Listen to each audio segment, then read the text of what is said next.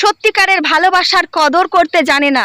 ঠিক যেমন যেই মানুষগুলোর বাড়ির পাশ দিয়ে গঙ্গা নদী, পবিত্র গঙ্গা নদী বয়ে চলেছে, সেই মানুষগুলো কিন্তু রোজ রোজ গঙ্গায় স্নান করতে যায় না।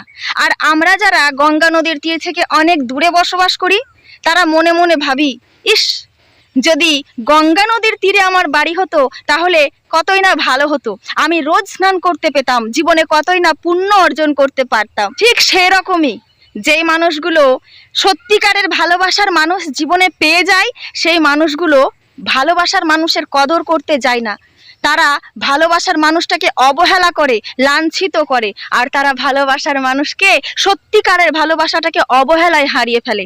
আর যারা সত্যিকারের ভালোবাসা পায় না, তারা খুঁজে বেড়ায়, ইস, যদি আমি একটা সত্যিকারের ভালোবাসার মানুষ পেতাম তাহলে তাকে না কতই বুক দিয়ে যত্ন করে আগলে রাখতাম।